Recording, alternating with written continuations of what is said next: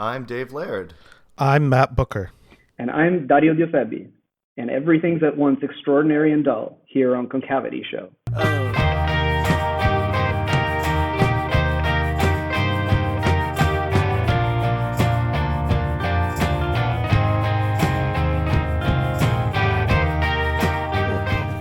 Does that work? That is true. Ain't that the truth, Matt? It's true, but it's also the first line of Dario's book, which is called Paradise, Nevada, which we will be discussing here today on episode number 66 of the Concavity Dario, welcome Show. to the show, man. It's great to have you here. Thank you. Hi. Thank you so much for having me. Thank you. So glad to be here. Thank you for joining us from a Rome, book too. For us to read. And another European guest from Rome. So we're all in three radically different time zones right now, which we managed to make it work. So we managed, Sunday morning for me, Sunday night for you, Dario, in Rome. Yeah, it's Sunday like 7:15. It's totally okay. It's definitely manageable. We often start recording at like 9:30 in Austin time. So Matt's always, pretty tired by the end, but it's good. It's true. So Dario, you've written a book called Paradise, Nevada. It came out, was it late last year, I think? April last year. April last year, yeah. And Matt, how would you characterize this book? How did you find out about this book, Matt? I found about it from one of your Instagram posts, Matt. I saw it in a book stack and I was like, Oh, that spine looks really nice. And then I started researching it and then I got it and then I read it and then here we are. So I found out about the book because I have a Google alert for David Foster Wallace in the news anytime David Foster Wallace is mentioned in the news. And your book was compared to Wallace in a couple of different reviews or places, and including one pretty mixed review in the New York Times. Yeah. But I was telling Dave that review it had the opposite effect on me, which actually sold me on the book. And so I was like, everything that this reviewer doesn't like about your book is something that I would like. So I was like, I really wanted to check it out. And I mean, I've had a sort of passing interest in Vegas and poker and stuff for a long time. And so I bought the book as soon as I could, and I just got immediately sucked into it. Because, and I think the Washington Post review touched on this, it's sort of a throwback to the 1990s of like compared to some maximalist type novels that are, multi-narrative strands kind of interleaved with a sort of alternate reality. Vegas is Vegas as we know it, but sort of slightly different. It's like a trans world identity, like Brian McHale. It has that phrase for when you put a real person into a novel, but then you change them. That's sort of his critical theory. Yeah, I feel like the world Vegas here. Yeah. I feel like the world is like off kilter, but just like a few degrees. It's like very slightly removed, but like in ways that like I either found significant or that just allowed me to write. Honestly, a lot of it was just like it made it easier to write and made it more fun to write. I think I originally started writing it in a more, I guess, not realistic setting, but like when I wrote the first chapter of it, the first chapter I wrote was the first Ray chapter in the book. And that started out, that specific chapter still has no references to anything that isn't more or less real. Right. And then right after that, I wrote that first interlude that is in the book and describing the hotel in Vegas where this is set. And I started kind of going a bit off the rails with regards to reality. And I had so much more fun doing that. So yeah, I just kept doing that. Totally. So I'm going to try to briefly summarize the book.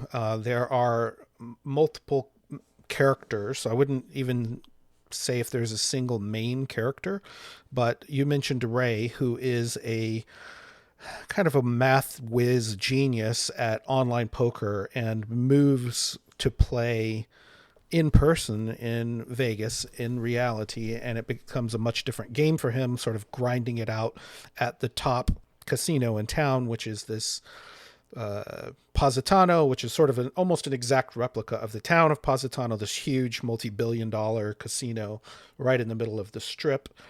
And then we have a couple of other characters who come and go. We meet throughout the book. Marianne is one of the first ones we meet, who is cocktail waitress. She is dealing with all kinds of personal issues and later gets caught up in a sort of unionization movement. The other sort of Marxist ideology themes working themselves into those sections of the book, which were so fun to read. Right. And I think this is where it gets called like a systems novel in some places, in that you're dealing with different systems of power, different systems of social and cultural climate that multiple characters sort of play out. One of the other ones is Tom, who is Italian, right? And he sort of finds his way on a tourist visa and ends up playing a lot of poker and becomes roommates with kind of a crazy American YouTuber guy named Trevor, who is a great character. And who wears those shoes with the individual toe fingers. He does. As he walks around. I don't see those anymore around, but they were definitely a thing at some point, and I would see them. Vibram five finger, Vibram five finger. Very, also in Nevada, maybe more common. Like some dude who's going to go out and rock climb and then come in at midnight and start playing, video poker at midnight or something. I saw someone wearing those like a week or two ago in a middle school. So they're still a thing. So, good to know. And then we also have a character, one of the only ones who is not she is a native Nevadan, is Lindsay, who is the journalist. And she is a Mormon, and we get sort of her story. And her brother is also a really interesting character, I think, named Orson. So those are sort of the main Mormon characters that come and go. There are a lot of other slightly smaller characters, including a sort of mail order bride character and their dog, Pepper the dog, who I love as much as Tom does. But we start out with, these two sort of poker players, and we meet a bunch of other poker players as we go. And, I think that it became clear to me as I was reading the book that one thing I love about books like this is that you really do get into the mind of someone that has expertise in an area that you don't.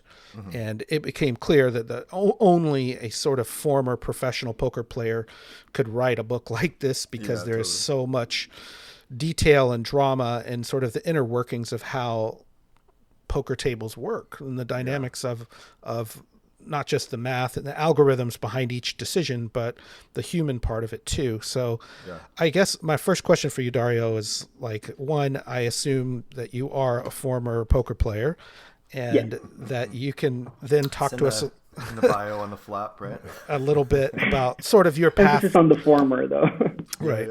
And this sort of takes place too, I should say, in the golden age of poker, online poker coming to an end.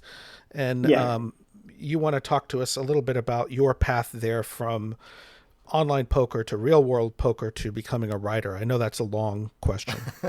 It is. Yeah. I mean, I'm like, always like, I try not to connect my own experience to the book too much, but there's definitely a vaguely similar path that my career took as Ray's. In some small ways, in that like I also started as an online player, and then as online became harder and harder and required a lot more time and study to keep up with, I also was a much less talented player than Ray is. I should say that. It became easier to still make a living at it by traveling and playing live poker in casinos, because that stayed consistently easier. So that happened. Throughout this, though, poker was it was very much a job, but it always had that feeling of a job that you won't do forever. Like it never felt like, oh, this is going to be my career. This is going to be what I'll do forever. Also, I really had wanted to write for a long time. So it always felt like, okay, I guess I'll spend my 20s doing this, and then hopefully at some point something will shake me out of this phase. And that something for me was getting into an MFA. And once I got into an MFA, I just figured, okay, I guess I'm done playing poker. I'll just do something else. Yeah. But the writing was really what I wanted to do anyway. So. Mm-hmm. And this was at NYU, right? That you did your MFA? Yeah. So you spend your time in Brooklyn some time of the year, and then in Rome, sort of splitting your year out. Yeah. After I did the MFA between 2016 and 2018, but then I stayed in Brooklyn, and I live there now. Which most of the time I'm in Brooklyn, and then a few months a year I still come to Rome, where I am now. Yeah. And for someone who is not a native English speaker, I mean, your writing in English is truly incredible. And I wanted to talk to you. I wanted to talk to you about your sort of path to really becoming a reader. I assume in your younger years, at some point you did read a lot of these books that were influential to you in some way. I'm assuming in English. Is that correct?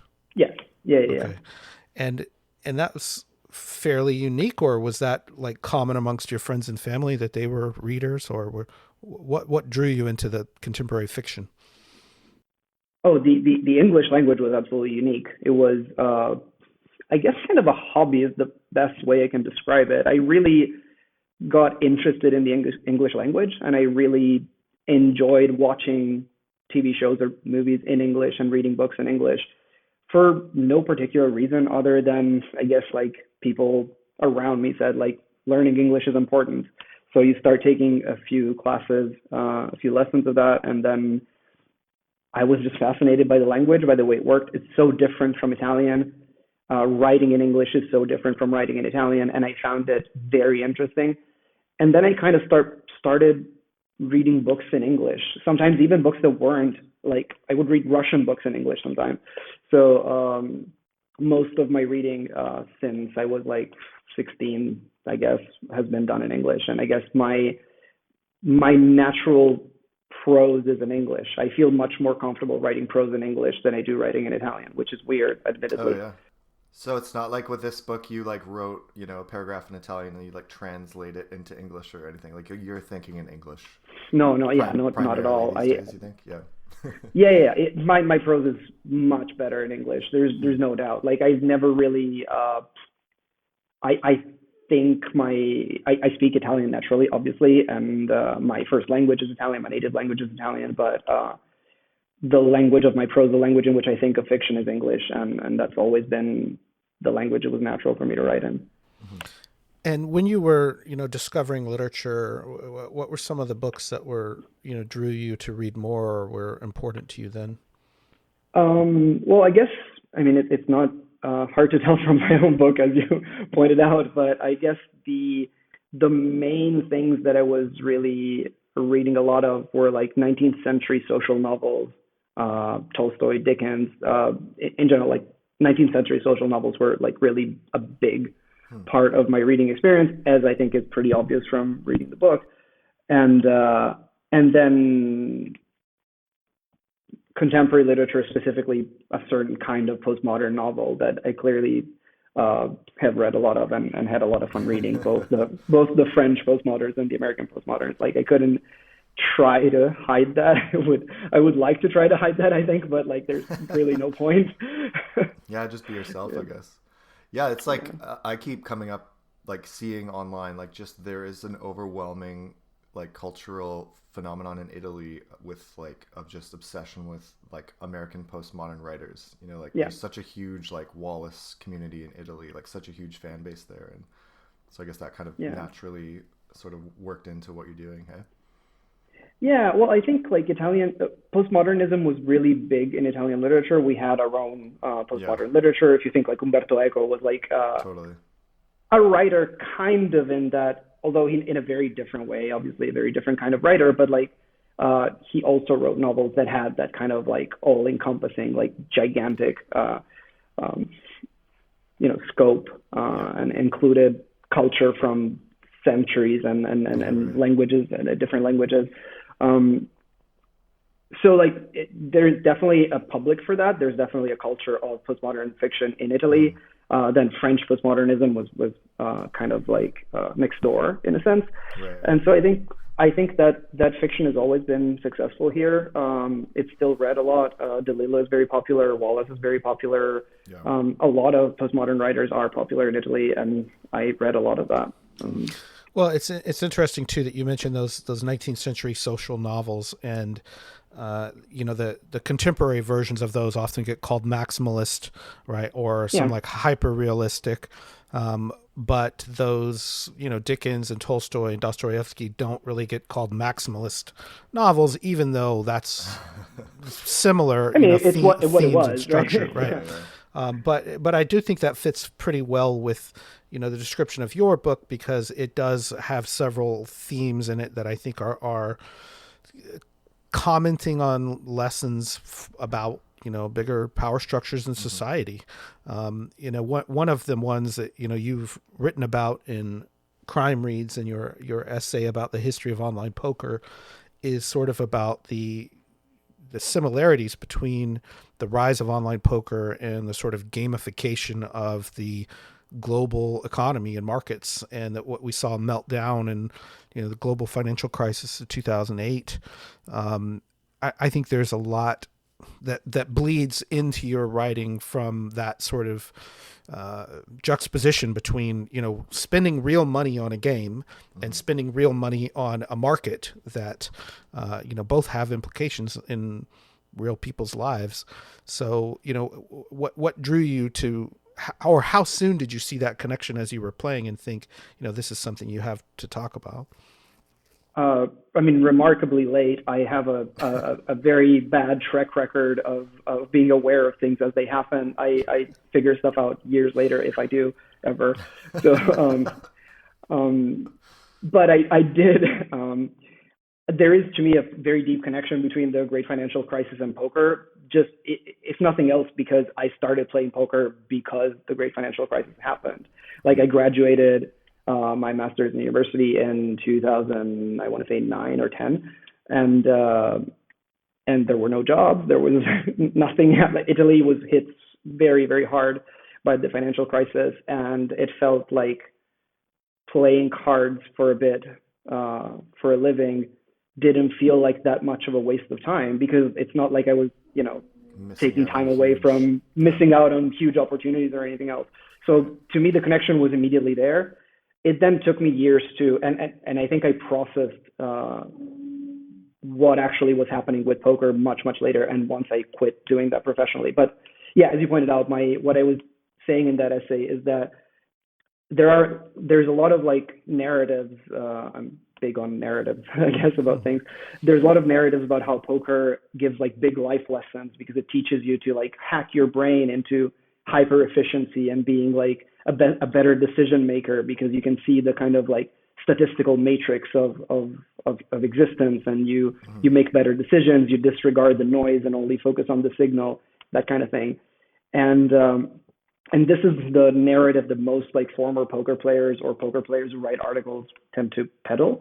And I have nothing against that. I think that's probably correct. I don't particularly like it personally for myself. I don't think it's very productive, because it kind of leads you to, it teaches you to kind of like disregard feeling and emotion whenever it leads you astray in decision making, which is probably a good decision if you're like buying stocks, but like I'm not sure in like day-to-day decisions it's actually very good. And to me, the actual lesson I learned from poker, and there was one that I did learn from poker, was how easy it is to turn huge financial processes into games, and how much less daunting those decisions, for example, financial decisions, seem when you're when those decisions are made inside a game, within a game. So like taking someone's money or exploiting someone's mistake in order to make money feels like a horrible thing to do in life. But if you frame that as I'm playing a game, these are the rules of the game, then it becomes kind of that's how the game is played. And that's kind of how high finance in some ways works. Like high finance is extremely gamified, and all the decisions are made within the rules of within the set of rules of the game of finance, and it kind of works like poker. It kind of moves you away from the reality of the money being exchanged that is at the heart of it. So it kind of becomes this abstract game, this superstructure of like, oh, I'm trading futures. This is not about someone's like house that like they're renting. It's not their mortgage. It's I'm trading an option on this that will mature in like 10 years or whatever. So it was very interesting to me to see how I could also completely not understand that as I was playing. Like, to me, what I was doing as a poker player, which was trying to make money off of people's mistakes at the table, was a completely neutral activity. Not that there's anything wrong. I think I do make that point in that essay that, like, comparatively speaking, poker is extremely small potatoes. It's not a big deal. It's really marginal in the economy in a way, but it is still a financial process, a financial battle that is disguised as a game. And once you do disguise things as games, it's much, much harder to get hung up on the morality of it, I think. Well, and I think, Annie Duke is an example of one of the former like poker players who became like decision scientist. She quit playing poker and does a lot of like, behavioral economics and behavioral decision-making finance stuff. And, the point too, that I think you make in the book is that it is exploitative, right, of these people who are sort of on the margins of the business too, and that it's not just numbers on a screen when you're in a casino. And I think making that reality of, these workers who are around the business of it, there's a really interesting scene too where you have these poker players who are in the same sort of spots at the table day after day after day, and there's a real like hierarchy and pecking order, and even which like waitress brings which bottled water to them. They don't drink alcohol at the table because it's like a job for them. And then they change the size of the water bottle that comes in. The Fiji water bottle. It's like they freak out. The size of the water bottle, because it's like, well, if it's too big, then they're trying to tell us to go pee more, and we're losing money, and then they have to tip more, and I mean all of this. And that's the sort of like per bottle, right? Per delivery. So if there's smaller bottles, they're getting more tips, and that's like you flesh that out in like an amazingly sort of profound and extended way in the book. Yeah. But that's like a real world, gamification, and totally. I think like Robinhood has gotten in trouble for stock trading app of making the app like too fun, like blurring this line between gambling in a casino where what you're getting into in some regards, like you're not doing it to better society or to as an investment, and then blurring the line with an actual investment where it seems like you maybe are on an online casino and it's fun and you get little animations that pop up when you successfully trade an option. Yeah, and it is tremendously interesting to see it kind of bleed into real life, because then you pointed out the example of the Fiji bottles, right? And like you do start thinking, well, if like this was 50 centiliters and now it's 33 centiliters, so I'm still tipping $1 every time I get a bottle. So now like that I'm getting less for my like dollar, and you start thinking of that. I see poker players thinking in those terms. I mean, for all kinds of decisions, more important decisions, and it's very interesting to me to see that, because I know, and now like times past, I know that that's how finance people work too. Like that's definitely, it's very hard not to let games bleed into the way you think about the world. Yeah. And, I wanted to ask you too about Vegas sort of as a character, because anyone who's been to Vegas will tell you the first time you go, there's this sort of, split reality of this sort of simulacrum of, the pyramids and Paris. And then down the street is like a Walmart with like a McDonald's in it, and just total like everyday life of people who have nothing to do with the casinos. And I think you do a good job of showing the sort of balance between, the people who are regulars there and who live there, and then the people who, they're sort of almost like the backstagers at a performance. Like there's this theater of it almost. And, what was your first experience in Vegas like? I mean, was that something that immediately struck you? Well, thank you. First of all, Well, living there for like a stretch of time that is like longer than that of tourists, like kind of forces you to see that whether you set out to see it or not, because obviously you're not going to live on the strip. You're going to live somewhere far in the suburbs and drive to the strip every day, or in fact, not even get to the strip because you can get into casinos from side streets or from the back. So like I would go weeks without seeing the strip and had no desire to. Sure. But Vegas as a character was important to me in that like it is a city, as you say. It is very much a city. There's like the life of people that happens there is very much the life of people in most of the Southwest of the States and in general America. But it is also a city that does, whether we like it or not, market itself in a certain way and does like make a narrative of itself in a certain way. So there's definitely things that are visible in Vegas that aren't visible elsewhere. There are the kind of the class distinctions, the monetary exchanges, a lot of things that are swept under the kind of under the table or under carpet, I guess, in other parts of the country or the world. In Vegas, happen literally on the table. Like nothing is under the table. It's very physically on the table. So you get to. This is something that actually Dave Hickey wrote about too. Like he says, like what I think he said something like what is hidden elsewhere exists here in quotidian visibility, which I think was brilliant. And I unfortunately discovered that a couple months after selling the book. Would have been so much easier. You could have had that. It would have been so much easier if I just had that. But yeah, I had to get to the same conclusion over like months of, anyway. But yeah, it is, to me, it was an interesting city to set the book in because it made, like, it's very good city to set a social novel in, I guess, in a sense. Like Dickens would have appreciated it because like so many things are visible that would be hidden elsewhere. It's also, I mean, this is, and a lot of what I say might be just confabulation that like I wanted an excuse to write about Vegas because I was there and it was an interesting experience and I wanted to set a story there. But it is definitely. You've been to other casinos around the world.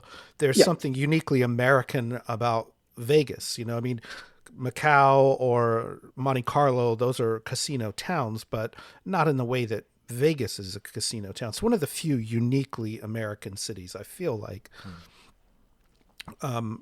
So in a way, I mean, how did you approach that? Like as an outsider, as a poker sort of professional, you're an insider, you know, how did you feel welcome there? Or were you pretty alienated from the American experience? Or what was your state of mind like being there?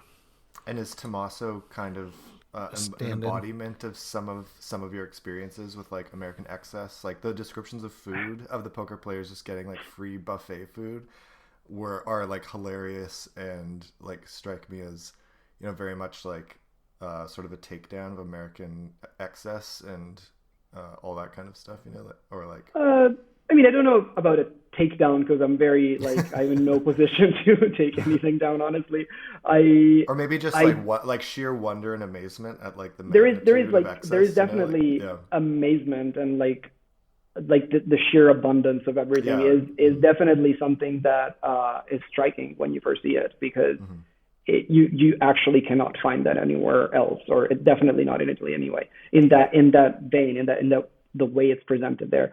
I would say Vegas was extremely welcoming, and it like most places I find where people come from a lot of different places, it tends to be extremely welcoming of people from other countries. It was extremely easy to feel like a person who lived in Vegas pretty quickly, because if you've been in Vegas longer than a week, you're already been there longer than you've been there longer than a lot of the people you meet. Obviously not longer than all the people who actually live there and have grown up there, of which there are very many, but like of the people you meet in casinos when you play poker, most of them have been there a weekend at the most. So there's definitely, it is a welcoming city in that respect. And obviously it's very easy to form habits there because I mean, obviously playing poker, poker is an extremely, it's a game of habits. It has to be, otherwise it's impossible to play. Right. So yeah, no, I did feel like I lived there and was very welcome there very quickly, for sure. I don't know whether Tom's experience, Tommaso's experience is similar to mine in significant ways. I mean, all the characters in the book have some element of me, and sure. I think that's almost inevitable. But Tommaso's story is definitely unique to him and very different to mine and to that of many people who came to Vegas to play professionally. He goes to Vegas as it's kind of an accident, and he ends up there. Right. He comes for it's one very term much and ends not up just sort of planned. staying. Yeah. Yeah, it's very much not planned. He's not a poker fan. He's not a poker enthusiast. He doesn't think he's gonna make a living playing poker. That's not what he's there for. So I tend to like this type of character in books when I encounter that, the kind of character who sees the world in amazement and kind of constantly discovers the new in the world, because I think it's a very nice character to root for, to have in a book, because we like to see the world with those eyes. I like to see the world, to look at the world with Tom's eyes and kind of be amazed by how big a buffet is. I really like that. I think it's a cool experience that most days I'm too jaded and cynical and upset to do, but when you do get to do that, I like that. Yeah. How long was your stint in Vegas? How long did you live there? I mean, on and off, because I was also traveling to other places, as Matt pointed out. But I would say a little over 3 years, and then I kept so going. Pretty significant, yeah. Yeah, it's a pretty significant stint. Well, and Tom, he truly loves Slim Jims. He truly loves. He truly loves. Just the brand name, but beef jerkies. Was the brand name in the book. I thought it was Slim Jims, but he truly loves this sort of experience that he's going through, and I do think that's rare.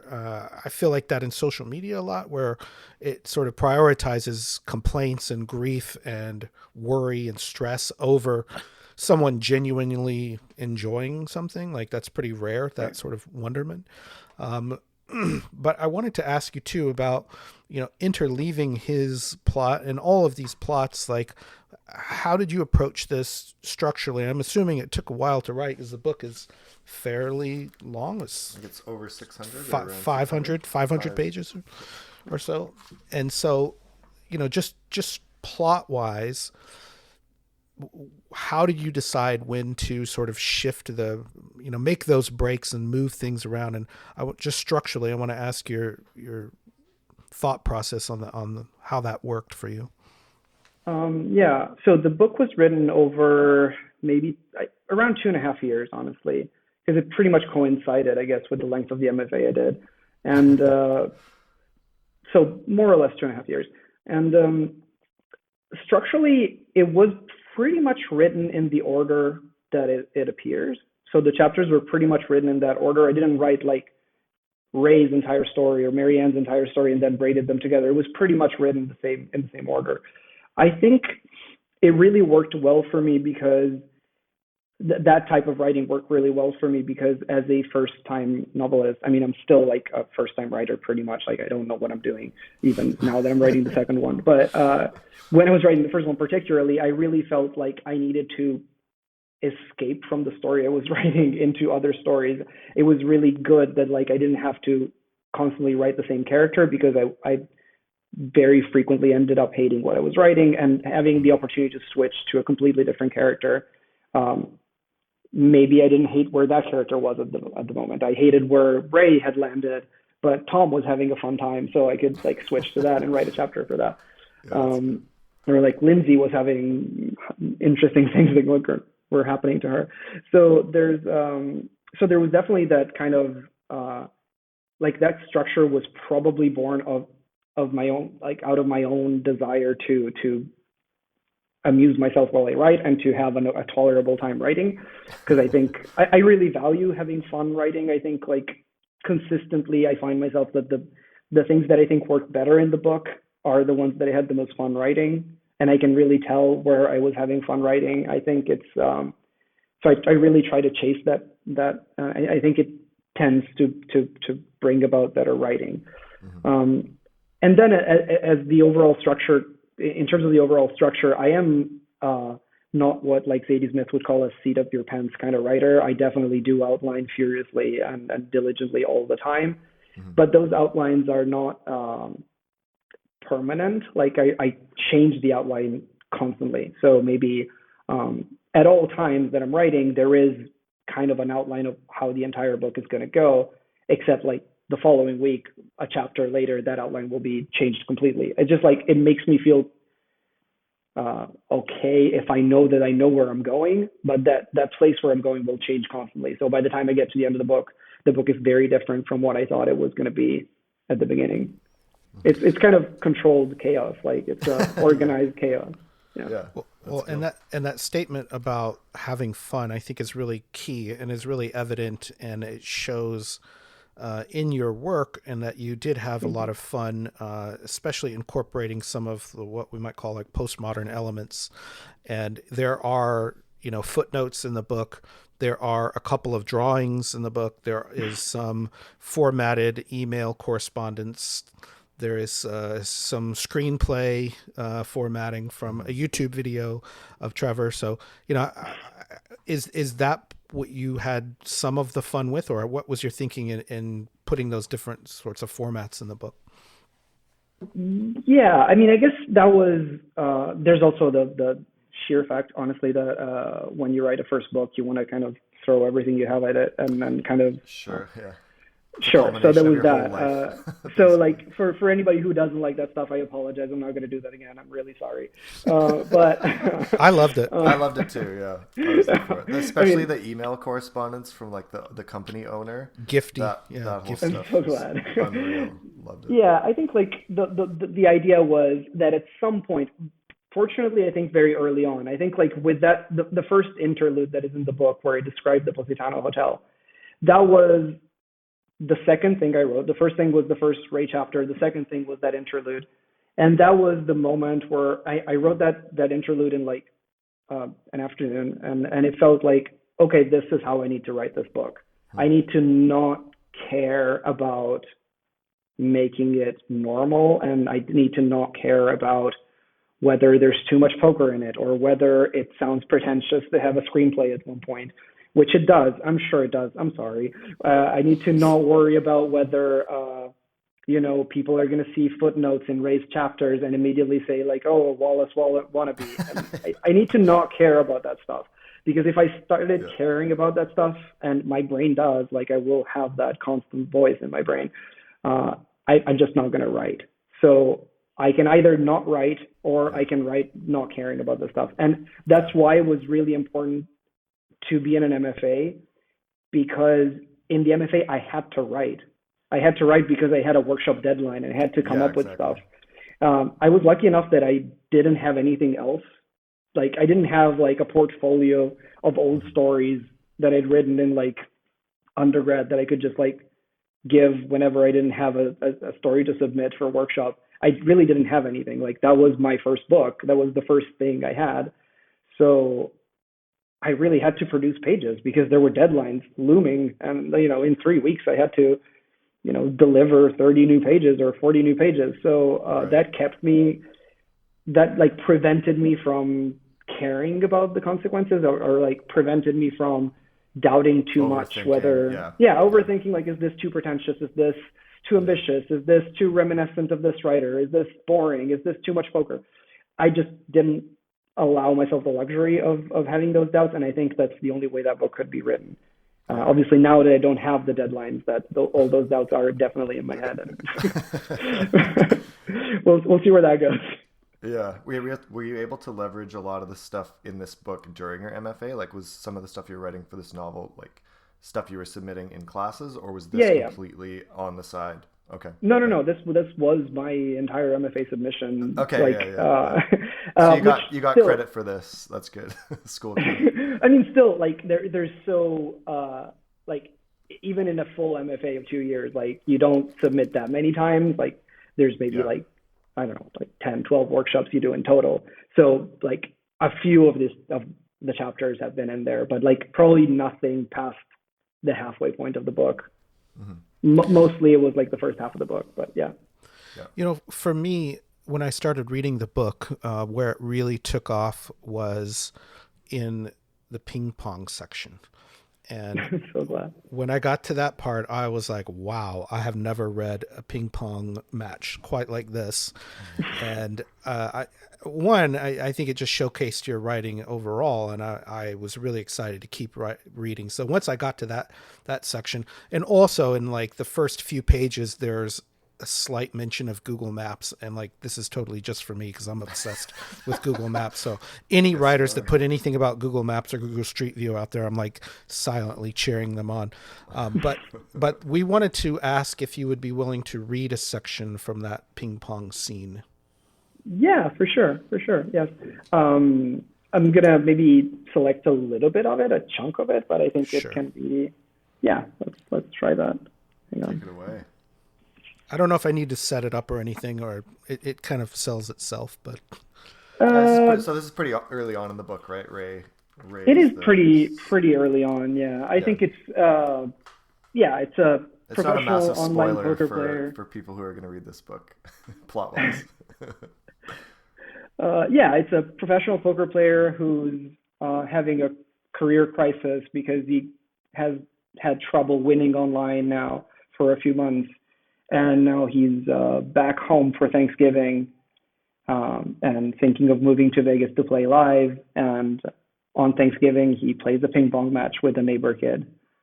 And this is, I guess, we take it from like halfway through the match, I guess. All right.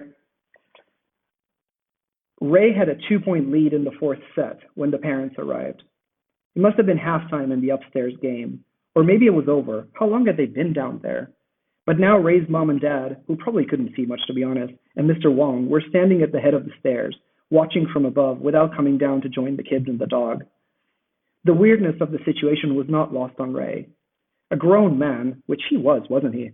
Drenched in perspiration playing ping pong in the basement of his childhood home against a smiling, distracted high school kid.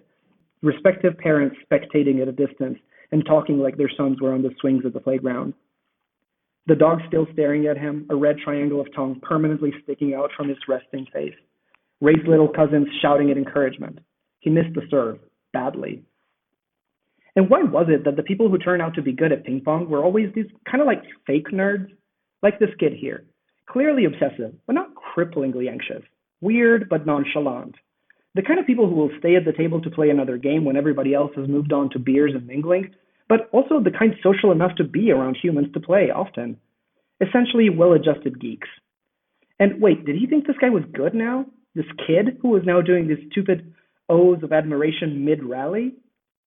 With the set tied to 8 after a missed return on another spin-heavy serve, Ray found himself so scared of losing and having to play a deciding fifth set that he started simply defending, sheepishly sending the ball over the net without trying to attack, just hoping his opponent would make a mistake. But the one kid did not attack, not even when provoked to. He just kept working his spins, switching his angles, hitting it short and then long, left and then right. And then Ray missed, and again. A lucky shot kept him in the game on his last serve, but now the one kid had a set ball on his serve, 10-9. One thing anybody who has played any game with a strong mental component will know is that planning and strategizing is one thing, but executing, going through with it in the heat of the moment is a whole different enterprise. Ray, who was known in the poker community as one of the best thinkers under pressure and keepers of one's cool, did not understand why he was suddenly so aware of the joint in his right wrist, stiff, frozen, as he tried to put weight on his forehand. He knew he needed to attack the loopy floaters the kid kept offering him, and yet he kept returning weak and flat, just to keep the rally going, just trying not to miss. As the rally got longer and longer, he felt himself drifting out of it, becoming aware of the dimly lit basement and the rhythmic sound of the ball and the smell of the dog, aware of being watched, of his parents and the children, and felt sure he was going to lose it. He was going to miss the next forehand, or the next one, or the one after that. But he didn't. He somehow found his focus again, and all of a sudden his wrist was fine, loose and responding to his commands. And the next forehand was a strong inside-out topspin to his opponent's forehand side, right on the corner between baseline and sideline. Perfect. And that's when the one kid stretched awkwardly, and with an ugly move managed to chop a lame lob that just shaved the side of the table on Ray's left sideline and caromed away and landed on Pushkin's moist snout. Set long. That's great. And one thing I love about this too is it shows this sort of ruthless competition that Ray has to have as an online player, but in reality you show also that poker's like a very long game, and that once these guys have bankrolls, they're working at it 12-15 hours a day, and it's pretty dull until they do get an opening, until the right opponent shows up and they get the right hand, then they have to ruthlessly attack. So it's sort of this, whereas ping pong can be very dull if it's just volleying back and forth and back and forth. But when there is an opening, that's whenever the sort of ruthless character has to come out. And, I think it shows Ray still has that awareness. Am I off base on that? No, absolutely not. I think the thing with poker is that it has to be dull. If it's not dull, you're not doing it right. If you are getting excited about a specific hand, you're probably not a very good player, at least like not a very good cash game player. Cash game being not the tournament version, so the version in which you just play with money and it's just forever the same. There's no end to the game. There's no winner at the end of the game. So it has to be dull. It has to be the same every day and kind of flatline, and you kind of win because at the end of the month you've won more times than you've lost. But if there's big like emotional swings, you're not doing it right. And to me, Ray has this problem because he's still very mad at the fact that he is human.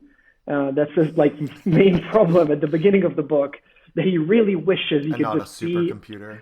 Yeah, he just really wishes he could be an AI and he could just not make those silly human mistakes of actually caring and, getting the heart beating faster when he gets aces in poker and like being excited about playing a big hand.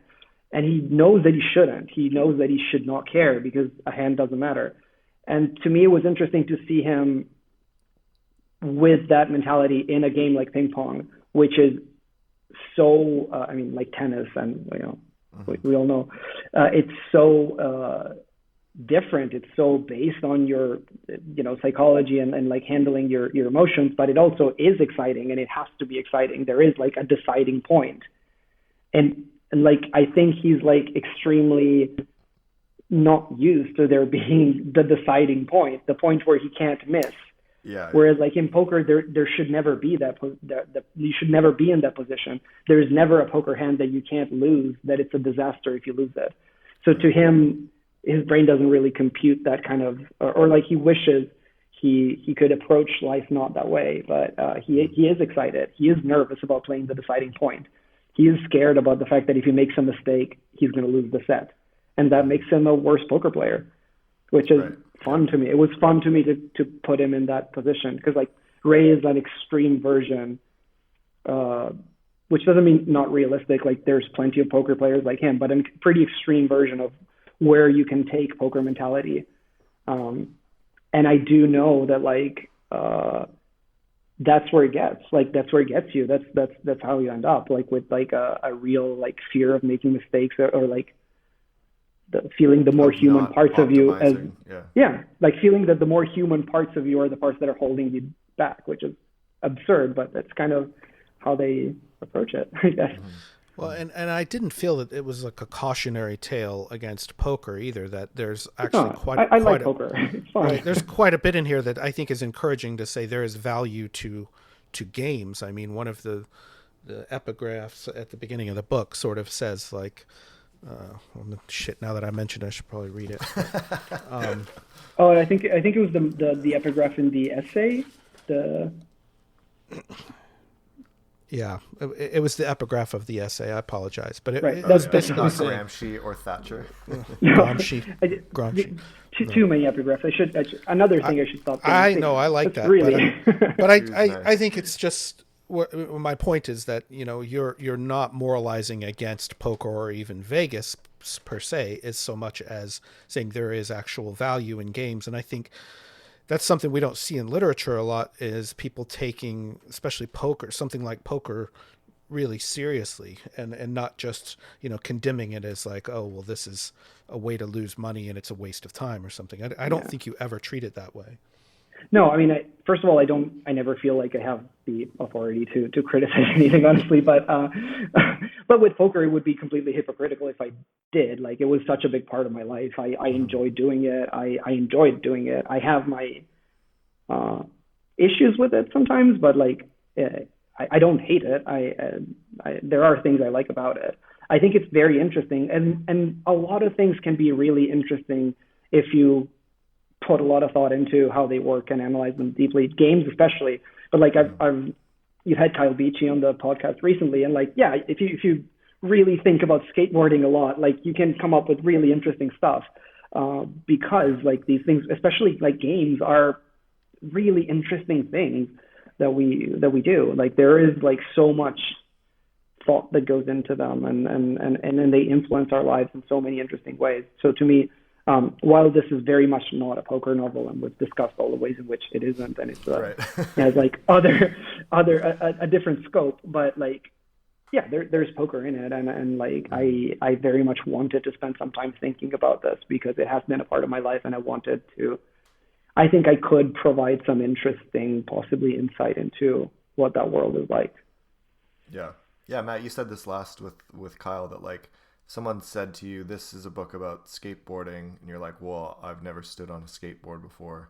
You can still find yourself being really enthralled by the book if it, you know, has a really insightful take, and it has deep analysis, and it teases out like the big things about what it means to be human through this activity that a lot of people happen to enjoy, right? Like, I think of like A Naked Singularity, which I read recently, Sergio de la Pava, and he's got sections where he talks about like boxing in the 70s and the 80s, and the pros that were involved, and like a lot of stuff about really specific matches. And I'm not like a boxing enthusiast by any means. I've like hardly ever watched boxing, but I found myself going on YouTube and like watching a lot of these matches that he was talking about, because if a really good writer writes about something that you don't know about, that's like a specific subculture, they can really pique your interest, right? So whether that's poker or tennis or skateboarding or whatever. Yeah, I find myself deeply drawn to expertise in writing. Like, when teach me about this universe that I don't know. I really like that. If a book manages to tell me a story, but also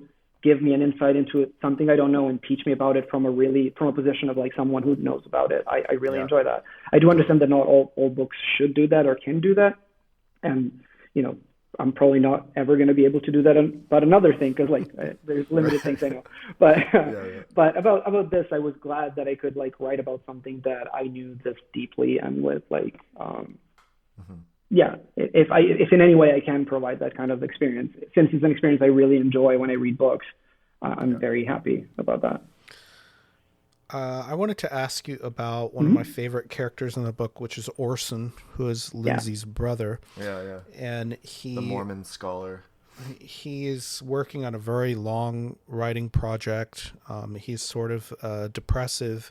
He is sort of dependent on other people. He's part of a very large family, and he kind of goes off on this quest in a way for like about Howard Hughes's will, which is sometimes called the Mormon will, and it's a crazy story about maybe Howard Hughes left his fortune to this random guy who picked him up on the side of the road one time, written on like a sheet of paper. That is all, like, I didn't make that up. That's a real possible story. And in fact, I wrote like a research paper on this when I was like in 5th grade about the Mormon will. So I was fascinated by, I don't know why, I was like 11 years old, and I was fascinated. It's extremely fascinating. With the Mormon will.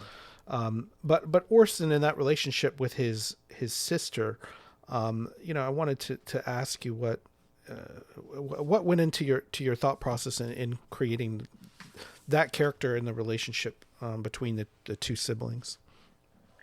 I'm so glad you like that character, and you like the two siblings. They are in so many ways kind of my favorite thing about the book. I'm really glad that you like that.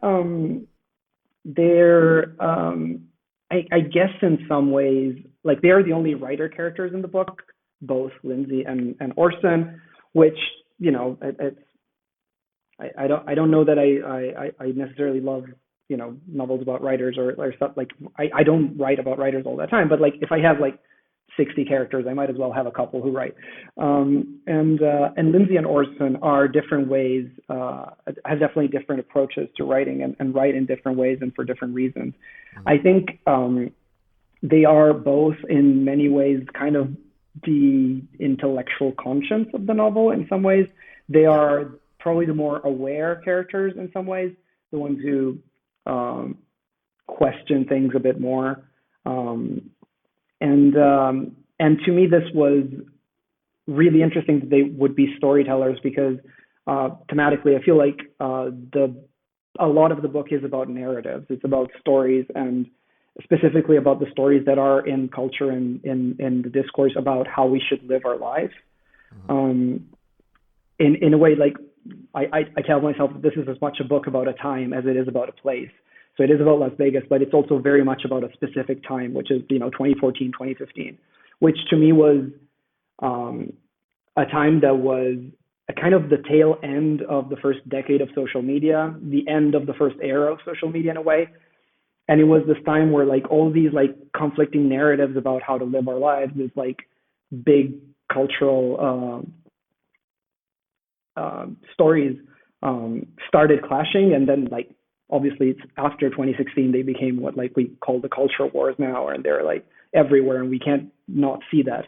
But in 2014 and 2015 they were all there. They were like bubbling in the culture. It was just harder to, I guess, see it, or like I was too, I don't know, self-obsessed and drawn to poker to actually notice what was going on.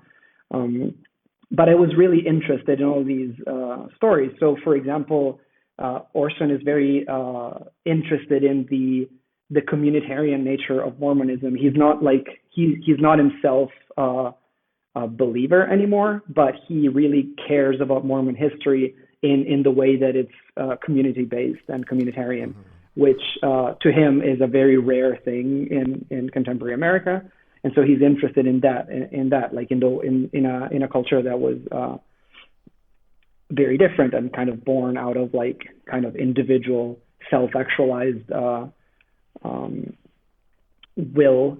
He's really interested in this like community that always emphasized this community aspect and sharing resources and stuff like that.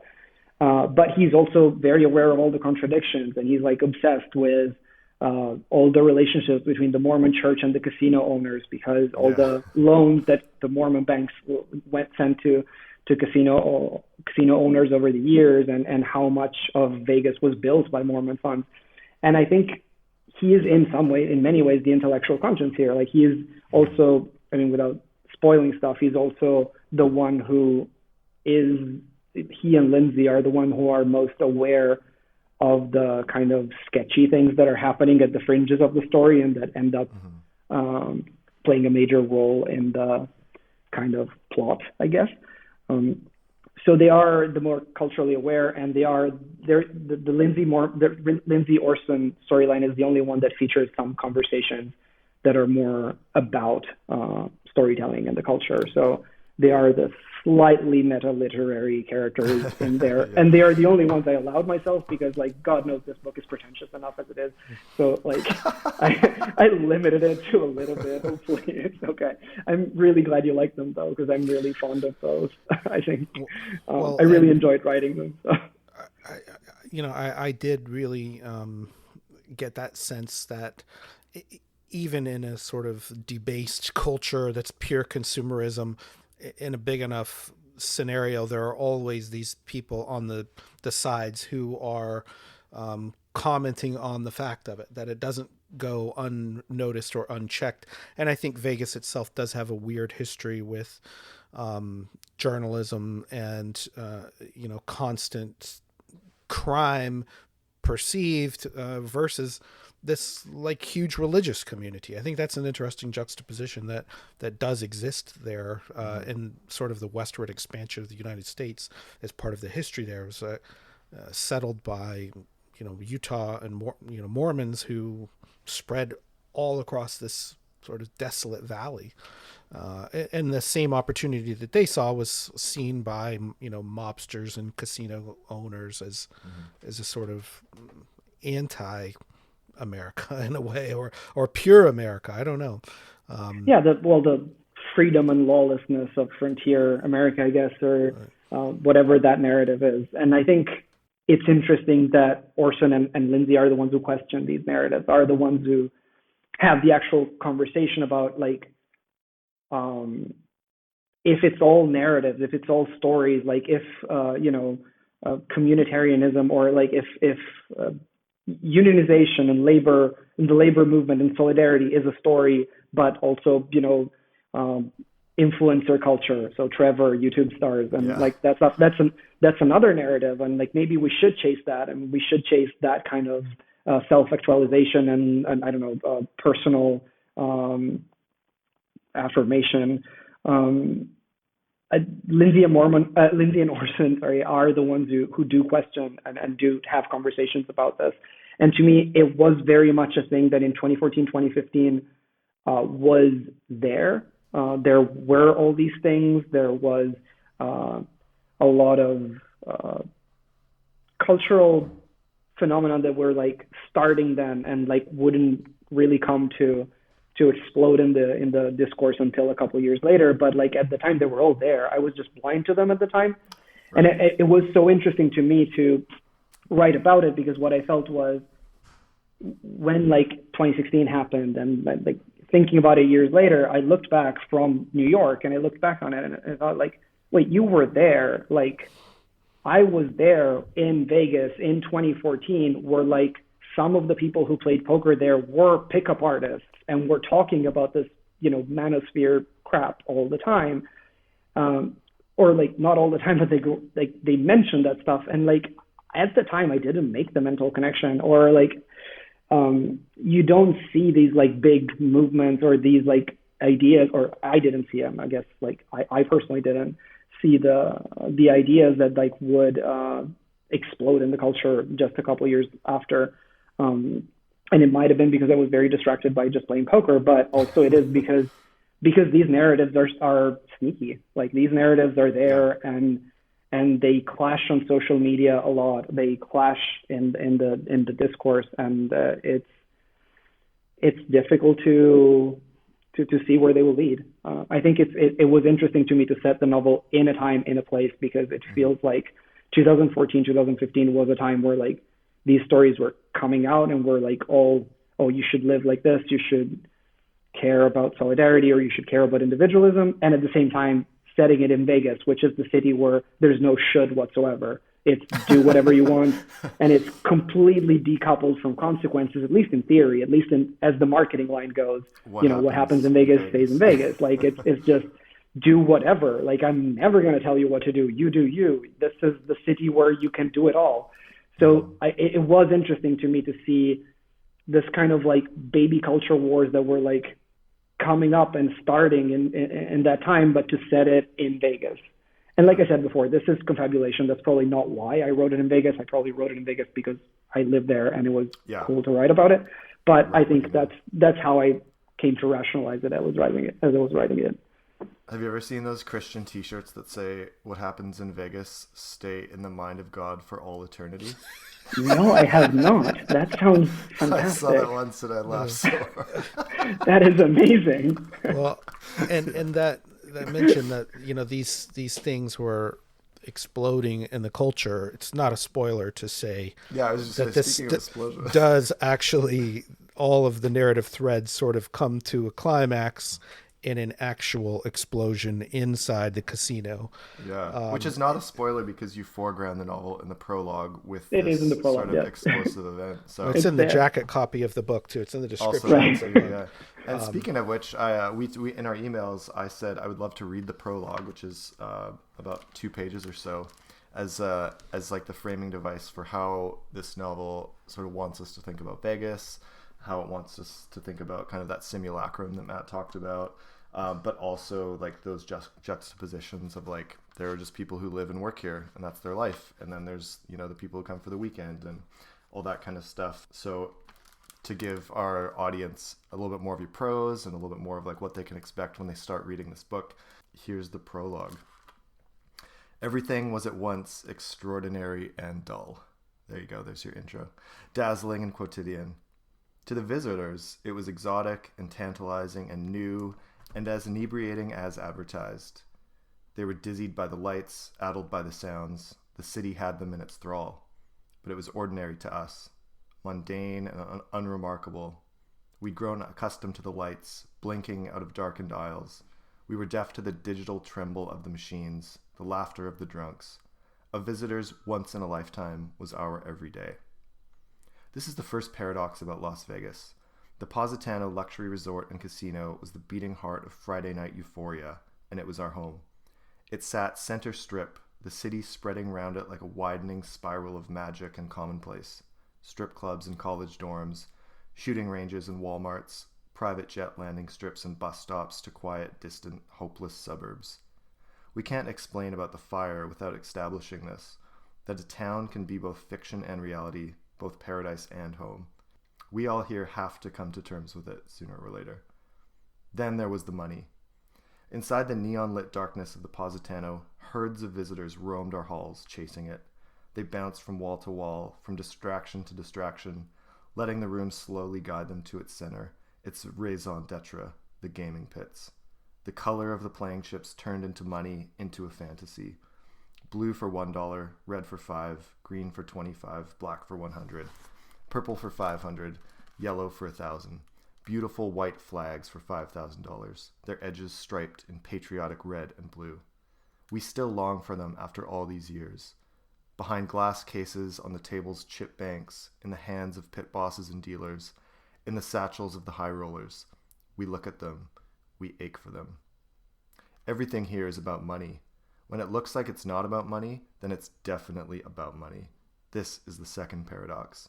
That the money too is both fictional and real, both exhilarating and tragic, both there and not there. The town itself embodies this, glittering and triumphant, but hidden away from prying eyes in the middle of an unforgiving desert. The only truly free market in America, free of guilt, free of shame. We cannot think of the fire without asking ourselves what role money played, how much of the night had its roots in those silly little discs of color-coded clay. The crowds in the casino hallways, the conversations in the cocktail lounge, the deals struck in elegant offices on the highest floors, the high-stakes Texas Hold'em in the upstairs poker room. You don't spend as many years in Las Vegas as we have, treated daily to the sight of fortunes changing hands, without learning to question the nature of these things. We can't help it. Finally, there are the stories, the third and hardest paradox. Because the more Las Vegas seems but a loose collection of unrelated individuals, the more its inhabitants, both temporary and permanent, look like isolated segments of life that don't link up together, disparate narratives incapable of producing any meaning, the more the city demands that they connect.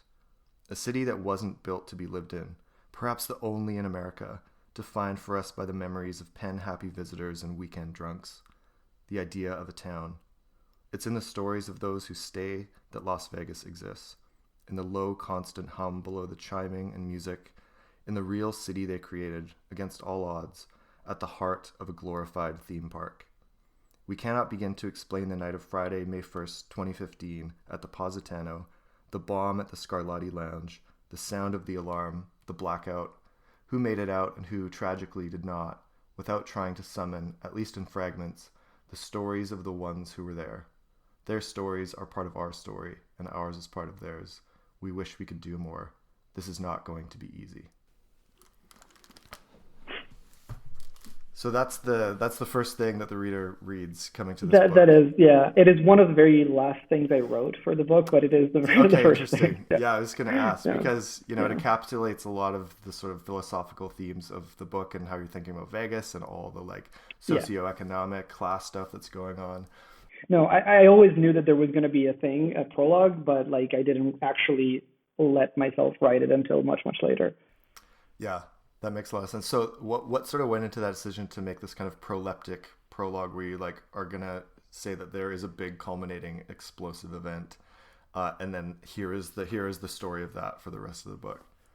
Well, I mean, it is arguably a bit gimmicky, I guess, but I like gimmicks. It's well, the thing is, like, I'm really interested in plot as a reader. I like plots. I like wanting to know what happens. I like turning the page fast, and I really like plot. I really like thinking of plots. I structure plots a lot. I take notes about plots of things I read and watch all the time. So I'm really interested in that. And to me, it was really important once I started. So I started with the idea, I'm going to write a book about Vegas because I'm in an MFA and I have to write a book, and I'm going to write a book about Vegas. but then that quickly morphed into, for example, like the idea of like, oh, I'm going to write a memoir of my experience there never even crossed my mind. It never occurred to me to do that. So my first instinct was, I'm going to write a social novel about Vegas because that's what I like to read. So I'm going to write a social novel about Vegas. And then as I started, writing it, and I felt like, okay, social novel, but also kind of postmodern stuff because I like to make stuff up and invent weird hotels that don't exist. And I really like naming things. I really get, like, that's the most fun I have when I get to name restaurants and hotels and stuff like that. I should do that as for a living. That should be my job, to name things. I really like that. Anyway, so like I started realizing, okay, social novel, but also some postmodern thing and trickery and having fun. And then it kind of occurred to me, like, I really, really would like this to be fun to read. And I read that, Dario, and was like, damn, I'm hooked. Like, I'm so here glad. For the rest of this novel now. Yeah. I mean, I'm so glad. Thank you. I mean, the impression was like, all of that is fine. Social novel, postmodern stuff, whatever, but like, this has to be fun to read. This, like, I want the reader to want to know what happens. I want the pages, at least like once you get, obviously it's a book with like 1 million characters, so the first half of the book is obviously going to be a bit slower. That's impossible not to. But once things get emotion, I want things to go pretty fast. I want the ending to be pretty fast. And I think this prologue was necessary to me because I knew that, like, oh, this book is going to have 1 million characters. The first like 200 pages are not going to be, breezy and fast. So I really care about the plot working, and I really want the reader to want to know what happens. And I like this idea of like this big like narrative promise and kind of James Bond cold open with like a bomb going off and stuff. It's like, all right, hang in here for this. Like, it's going to be worth your time to hang in for. Yeah, like, please give me like 200, 250 pages of your time, and I promise you eventually I'm going somewhere with this. This will culminate, totally. I'm going somewhere with this. Hopefully it's going to be okay. Yeah. No, I think it succeeds wildly on that level. And between the sort of tech startup that pops up in Vegas and the unionization thing, I mean, it does seem like a visionary book where some of the predictions are starting to come true, and that it is scary. Yeah, I am very scared about that. But there are a couple of things. There are a couple of small and bigger things. I guess like there's one that happens very late in the book, so I shouldn't like talk about it because it's like, I guess, a plot point in some ways. But like that, like I published the book, and then I read in a Vegas paper that something in a Vegas newspaper that something like very, very close to what I'd completely made up for the book was actually happening, which I find pretty scary. There was actually a fire at the Bellagio later, like once I had already written the entire thing. It was very bizarre. There were a few of these like bizarre instances of making stuff up that I really do enjoy books that make stuff up. I seem to not be able to write without that. Even if I try to write realistic stuff, I would still end up making stuff up just because it's fun, and it's really fun to come up with names for restaurants and bands that don't exist. I don't know. And it's sort of the opposite of this, the auto fiction movement right now, and that there are people that still, I think, want and crave, tell me a story, make it up. Like, I want to hear that craft rather than just reporting the hellish reality we all live in already. Yeah, I mean, obviously, like, there's not like, I don't want to be like, I'm not a reader of one thing. I've read autofiction that I've really liked. So it's not like I hate it or anything. I don't personally write that necessarily, and I seem to be better. it also comes down to like what you can write, because like, not everything, like if I tried to write autofiction, it probably would have been terrible. There's also an issue of like what you can write. I think like if I do have some small talent in writing, it probably is in that kind of area of making up stuff that's interesting and orchestrating plots and trying to imbue them with meaning, more than kind of holding up a mirror to myself in a way that like I think is perfectly viable and creates good literature. I'm not good at that. I don't think I could write a good book that way. Maybe in a few years. I also really don't want to always be writing the same thing. So hopefully, like whatever I write next will be not a social novel and not a like it will still be me, because like there's stuff that like I can't get out of my system, but hopefully like I'll try to write something different. There's also there's a sense that what you said, like tell me a story, make stuff up. That's really the literature that has excited me more in life. I feel like I don't want to like generalize this because like I said, I've liked books that aren't like that, but in some ways you can either be a Dickens person or you can be a Proust person, and in that kind of divide, I feel slightly more of a Dickens person, if that makes sense. And that's like, and I really love Proust, and that's okay. But like, when I think of storytelling and what stories I can tell, I am more in the tell me a story kind of camp, if that makes sense. It does make sense, and I think you can also change and become a different person later in life. But Dave and I both have 2 kids, and one of the most fun parts of having kids, there's not a whole lot, but there's a couple fun moments. One is when you make up that list of names, like to name the kid, like that's actually pretty fun, because you do that. Let's say every time you have a kid, you got this list of names, and that's actually pretty fun, like naming a whole actual human being. And this name is going to direct the course of their life on some level. It's going to go on a legal documents like a birth certificate and things, and we're just going to make it up. And I really found that to be fun, and so I wanted to ask you, for people who don't know, Paradise, Nevada is a real town, and it is, you see it in the signs of driving around. It is a pretty striking thing to just say, this is freaking paradise, which is really like a synonym for like heaven. And I actually think there are very few people who treat it like as like it's heaven. This is actual paradise. Like Vegas's reputation, or even Nevada's reputation, as like a getaway place where we can escape our life and go and live in this. But that's not what you think of heaven is, right? Like I find that really striking, that the title Paradise, Nevada. Talk to us a little bit about the title. Yeah, so the subtitle too, this town wasn't built on winners. That's the subtitle, right. That's not on the cover, but it's on the title page. Half title. There were discussions, but I wanted to keep that. But it's I'll get back to naming after, because it's something that I'm really into clearly. But the title of the book. So for those who don't know, and again, like not that I'm this expert or anything, but like Paradise, Nevada is the unincorporated town where most of what we think of Las Vegas actually is. The township of Las Vegas is actually what I guess what we call North Las Vegas, but like that's where the township of Las Vegas is. But most of the Strip and the big casinos that we think of when we think of Las Vegas are not in the township of Las Vegas. They are in the unincorporated town of Paradise, Nevada.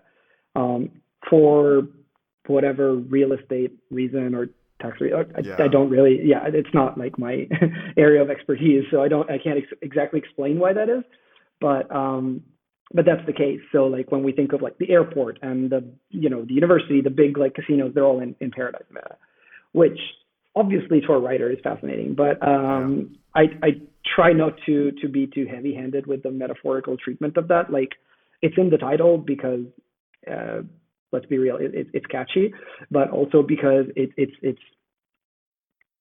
charming and fascinating to think about.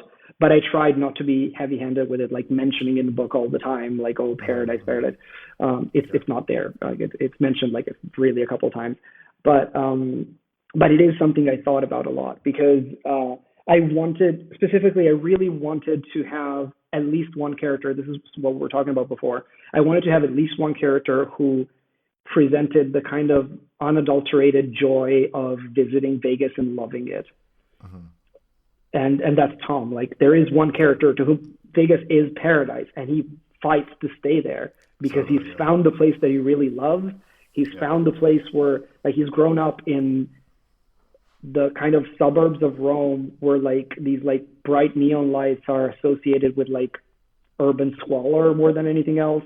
And now he's in a place where all these, like, neons are exciting and they look incredibly cool, and there's so many of them, and everything looks so abundant, and there's so much food everywhere that, like, it feels like a version of paradise, like something that we associate with paradise. I think, like, abundance of food and, like, buffets is something we associate with. I think in a lot of religions, like, if you think of paradise, you think there's going to be, like, lots of food everywhere, and, like, the idea of, like, there's, like, a scene where Tom, like, gets really, really excited about discovering a buffet in Vegas. And I really wanted to have a character who has that relationship with the town. And that one character couldn't have been a person who grew up there necessarily. It had to be, like, someone who comes in starry-eyed and just kind of is blown away by this place. And I wanted that because, like, I think it's important to know that Vegas is that for a lot of people and has to be. Like, it is that. And, there's also the waiter who works there, like, is a city. It's a southwestern city in the United States. But there are, like, every year millions of people, a chunk of whom are not cynical and jaded as I am, but, like, are starry-eyed and happy and really see that town as a freaking incredible place, because it is incredible in so many ways. In the very, like, literal sense of the word, it is incredible. It's dazzling. It confuses you. It's something that you've never seen before unless you've been to Macau, which is kind of a odd replica of Vegas without the people. But it was really important to me. So, like, without going overboard with the metaphor, without being heavy-handed about paradise, I really did want to preserve that sense of, at least in one character. Again, if I'm going to have, like, 100 characters, I might as well have one who does like one for everything. And I needed to have one to whom, like, this place really is paradise and sees it in, like, with unadulterated joy. So that was, to me, important. And going back to naming, like, my partner and I don't have kids ourselves, but, like, I do have nieces and nephews, and I do, like, very much, I did participate in asked my sister to participate in the naming process, and I had strong opinions about it. I think I'm obsessed with naming things, and I really like that. The thing is, like, I'm not the fastest, I guess, like, 2.5 years to write a book is not too slow, but, like, I'm not the fastest writer, so I don't know how long it will take me to write the second novel I'm working on, and I have a few ideas, but regardless of how long it takes me, I already have, like, so many names of things that I want to draw. Yeah. So, like, sometimes I have to make stuff happen just because, I have to be able to use this name that's awesome. Like, I have a fantastic name for a band, and I have to have a concert scene now because, like, damn it, I want to drop that name. So, I have a feeling that this is how, like, Thomas Pynchon feels too, because he is a master of naming characters. Yeah, a lot of my fiction kind of works that way, where, like, I have to make something happen to just use a really cool name the odd thing about it, not really, it's sad, but, like, most of the readers won't think that the name is particularly cool. I just amuse myself with it, and I find it funny. And so, like, in order to, like, I have to go out of my way to craft a scene that kind of makes that one name work because I really had fun coming up with it. But yeah that's great. Something that happened. Our test for naming our kids was, could this name, reasonably be the name of a Supreme Court justice? Like, no pressure, right? Isabel Laird, a reasonable name for a Supreme Court justice, and if it's too silly, then for that, would people take this seriously? Did you also balance that with other stuff? Like, was it just Supreme Court justice, or, like, did you say, could it work as a Supreme Court justice but also a rock star? Like, was there? Because like, it has to. You want to keep options open. I don't know. Yeah, no, not really. The Supreme Court justice was the real true test. But then there were also other factors of, like, family names that were, like, Winston is the name of our son. So that was, like, Rachel's beloved grandfather. who like all the grandkids loved, and so that was like part of it too. But could that name also could it pass the Supreme Court justice test? And we think it did. Well, it's amazing how much people do care about this, though. Like, yeah. When you're even saying, like, with your nieces and nephews of how much the names matter to you, I see that as sort of like your book is your baby, right? And I'm also fascinated by like alternate titles for books, like books that were renamed at the last minute, and I think that happens when people really do care about naming. And to go back to the Paradise and Paradise Lost, it is sort of like one of the definitions of what makes someone a god. And like God like endows Adam and Eve with this ability to like name right. Not just their children, but like fruits and all of the animals and plants. And like what a powerful thing that is just denominating different things. So there's another fictional casino in this book, which is, I really loved, the Shibuya, which is a sort of Japanese themed casino. And like, I'm really shocked that someone hadn't already made this, because it seems so baffling to me. Like I would, awesome. Someone call me and let's like fund that. It will be successful. Right. I promise. If there's you. any I've been real in estate Vegas developers enough, out there, it will be successful. I promise you it will be. And it's like so easy to imagine like that downtown Tokyo themed casino would be a slam dunk. Like it would be kill, so easy. Yeah. It would have like a craft whiskey bar, like with Japanese whiskeys, and then it could have a Japanese themed Cirque du Soleil show. And like, it would work, absolutely. All of the anime conventions would just, huge anime conventions would be there. Oh yeah, totally. Clearly, I put a lot of thought into this, because like there's a chapter in the book that I had to set there just because like I'd come up. I think like the Shibuya was like I wanted some of the casinos not to be real casinos, because I wanted to have the Strip being a mix of real casinos and not real casinos. Yeah. So I really came up with a few names, and I started using them when I was referencing something. I was like, that thing is just off the Shibuya, for example.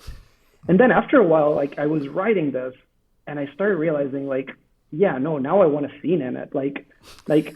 Now I've come up with this Japanese casino. I really want to set a scene there. So I did. And it works. Again, this is how I write fiction. Yeah. But I ended up setting a scene in that casino just because I wanted to describe the inside of what a downtown Tokyo casino would look like, which again would absolutely work. I'm baffled that it doesn't exist already. Yeah. Well, any potential real estate developers can email concavityshow@gmail.com. We'll put you in touch with Dario, and we'll get it off the ground. I really do appreciate you coming on the show today and taking the time to walk us through all of these decisions. It was really, like I say, one of the best books that I read last year. I put it on my list of top 2021 reads, and we typically ask people what are they working on next, and you've already mentioned you're working on something else. We don't need to go too much into that, but I can vaguely okay, if you want. But I do want to get to mentioning another project you're working on is a translation. Yeah. And is from English to Italian version of. Do you want to tell us about what you're working on? Yeah. So like I've been doing a few literary translations now, which is incredibly fun and so good for a writer. Like if I encourage any writer who speaks more than one language, just do it, even just for fun for yourself, because you learn so much about writing by translating. It's incredibly fun and fulfilling. And thanks to Martina Testa, who is a friend, who's a personal friend, but also a guest of yours recently. We are together translating Enter the Aardvark by Jessica Anthony, which is something that I'm overjoyed about because it was my absolute favorite book of last year. I was obsessed with that book for a while. I really loved it. And then I talked to Martina. And then I was talking to Martina and discovered like she had like her publisher bought the rights for it and they were publishing it. So we got to talking about it and we decided like, it would be fun to translate this together as a kind of collaborative project. So I'm really excited about that. And that is Another one of our favorite books. We had Jessica on the show as well. It's really so good. It's so much fun. It's bonkers. And she, structured that book also in her first book as well, with like the alternating points of view of two different, characters. So are you and Martina going to divide the books, like one of you translate every other part? No. We're both going to do both. Oh, okay. Yeah. How closely are you working with Jessica directly on translation stuff? Are you guys emailing a lot, asking her questions? We haven't got to that point yet. You get to the point where you start collaborating a bit later. But we'll probably soon. I guess we'll want to get in touch for things. But awesome. And it's really exciting. Like translating is so fulfilling as a thing, because you still get to. I mean, I get to write in Italian, which is not as fun for me necessarily, but I get to write from English, which is, it forces me to really think of every sentence in a way that you don't as a reader, when you're reading a book, if there's an image that didn't quite land for you, or a joke that didn't exactly work for you, or just a metaphor that you didn't want to pause for a second and think about and really consider, you can just keep reading. Nobody's going to judge you for that. I do that all the time. But if you're translating, you have to understand every single word, and you have to get what that image is and kind of render that. So it makes you a much more careful reader. Obviously, you can't read books the way you translate them all the time. It would take you forever. But it makes you think of sentence writing in a much more granular way. And I really I'm a fan of English language. I really like English prose. I really like thinking about sentences. So being forced to do that line by line with great writers. I just finished translating Zadie Smith's new play as well, and having to really getting to think sentence by sentence about the prose of a fantastic writer is pretty great. I would recommend it to any writer who has the luck of knowing two languages so that they can do one from the other. Yeah. That sounds awesome. Speaking of writers who are familiar to our conversations from this show, you've got 2 endorsements on the back of your novel. One from Susan Choi, who wrote Trust Exercise. We've talked about that book pretty extensively on our show, mainly with Mike Miley in a year interview episode a couple years ago, who brought it up as his favorite novel of that year. And he read 80 plus novels that year. And David Lipsky has an endorsement for you as well. Right. What were some of the stories with Susan and David getting involved with that? Well, I was definitely going to mention Trust Exercise as one of my recent books that I loved, because I read it actually fairly recently and loved it. So it was definitely it's definitely one of the books I want to mention as books I love. I was in one class with Susan Choi at NYU, which was great. She's lovely. She taught it. Yeah. Yeah, she taught a class there. Cool. She taught a class about the experimental novel. And it was great. She's fantastic. Oh, that's so cool. And David Lipsky was, I was in his, he was in my first class that I ever took. He taught the first class I ever took at NYU. And then I enjoyed it so much that the second year I kind of audited the class again just to get a repeat of it. And then we kind of stayed, he was my thesis advisor there, and we stayed in touch, and we're, I guess, friends. I'm really happy that that's an ongoing relationship. He's really, really fun to talk to about books. He's that's amazing. Fantastic person. Matt and I have talked a lot since we even started the show 6.5 years ago. We should try and get David on the show at some point. So maybe that's a move that we do soon. He's an incredibly interesting person to talk friend. to. I mean, he's a friend of mine. I would call him a friend. Yeah. He's been on the Wallace L listserv for. Yeah, I mean, he's one of those people who just effortlessly talks about books in a way that is precluded to most other people. I think he has a pretty searing eye about literature that is so rare and uncommon, and it's just impressive. It's just fun to talk to him. Also, he likes a lot of the same stuff I do, so that's that helps. Well, again, we really do appreciate your time today, and we're going to come back with our and bonus thank you so episode. much thank you so much for all the compliments. I feel so flattered, and well, it's sincere. I'm really not good at that.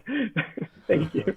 We do you have any final thoughts before we go, or Anything else you would like to add? Anything we didn't cover that you like definitely wanted to?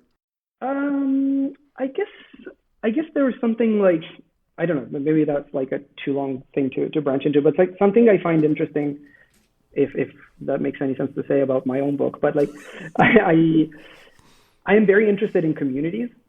Right, you say the true religion of community at one point in your book, and which is a line that just really grabbed me. Thank you. And communities of like various kinds, that was something that I was very drawn to in writing the book, and that the setting really helped with, both the time setting and the place setting, because I got to describe very different communities, like the community of the poker players. And within that community, there's the community of the high stakes poker players and the low stakes poker players that are very different. And then there's, the Mormon community, there's the pickup artist community with everything that is linked to. And then there's the union. So like, to me, I am very interested in communities and how communities work. I am very interested in the differences between like live in-person communities and online communities, and whether there is a structural difference in that. I mean, this is absolutely like, if you know anything about me, what I have like devoted my life to is, an online community and how that, intersects with the real world community. And, whether it's about David Foster Wallace or poker fans or unions, in a way matters less to me than people finding that it's almost like a higher power. It can be anything.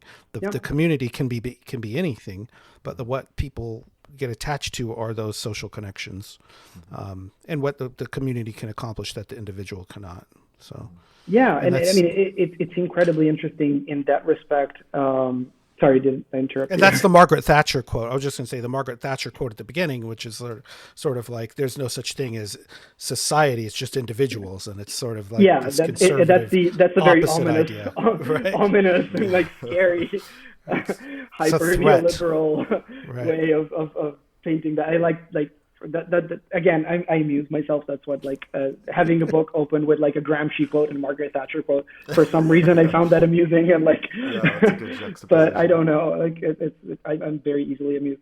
But yeah, the idea of communities and the difference between live community, I think there are live communities and online communities in the book, and the way they work are, to me, inherently different and qualitatively different. And I was very interested in that because like live communities have this root in kind of shared experience, like everyday quotidian experience, whereas online communities are kind of centered on a shared interest. Usually there's no like quotidian experience, like you don't have like all the same boss that you're complaining about, all the same friends you're kind of gossiping about. So it's more of a shared interest, usually in a cultural product of some kind, or a physical product that brings you together.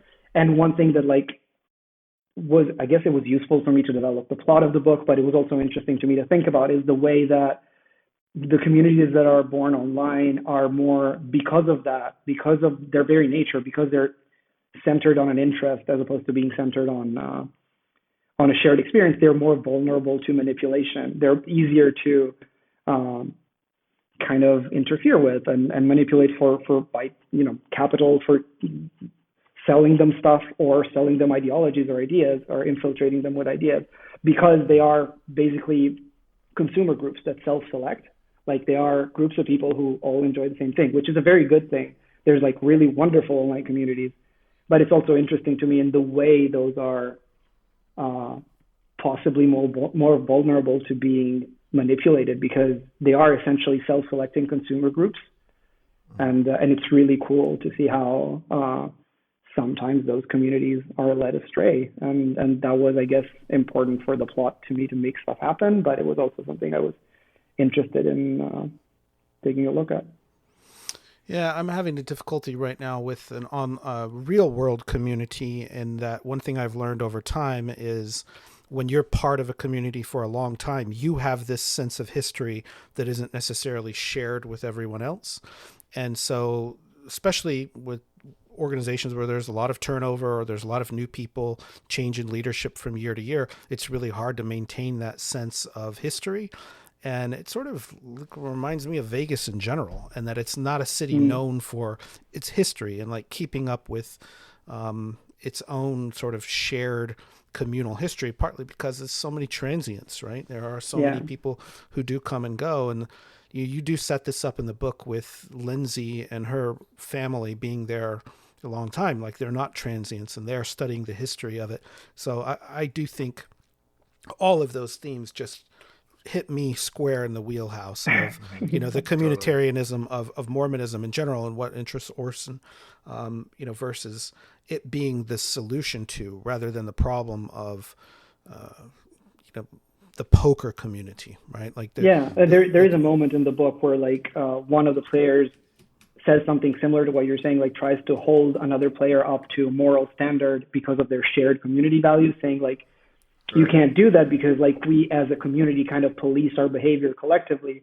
And this like more like libertarian, I guess, poker player's response is like, this is Vegas. There's like 3,000 new players who come and go every day. Are you going to police every one of them? Like this is not a small community that can self-regulate in that way. And I think it was interesting to me to study, or to not study, not an academic, but like to think and exploit for fiction, how to think about how those communities work and how those communities intersect and clash sometimes. Well, I think a lot of other people will be interested in that, so I'm excited to have more people discover the book. Is it out in paperback this year? Is it out in paperback? What's the paperback? Not yet. I don't know. Yeah, you think I should know that, right? It should be out in paperback soon. Bloomsbury has not given you the update yet. Yeah, no, I'm very bad at this stuff. I'm so sorry. But we'll put it in the show notes. We'll go and figure out when the paperback is out. But I really did love the book, and hope that it finds more readers. And thank you again for your time here today. Thank you so much. It was fun. We will be back with our bonus episode soon. Dave? Fantastic. Matt, thank you again. This was a lot of fun. Thank you, Dario. Matt, where can people get in touch with us? We are at Concavity Show on Twitter and Concavity Show on Instagram. And people can email us, as always, concavityshow@gmail.com. We do like hearing from people there. And if you want to get in touch with Dario, you can email us there and we'll connect to you. Dario has made the great choice to not be on any social media at all, which I am increasingly thinking about nuking all of my stuff on a daily basis as well. Go for it.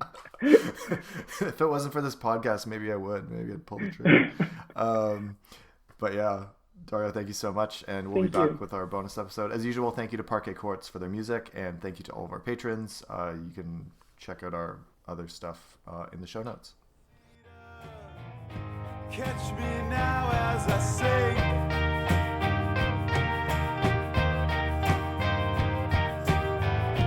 into darkness. I thought to be extinct.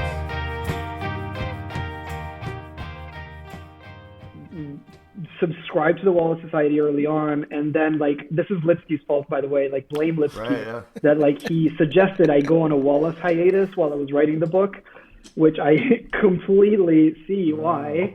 Makes total sense.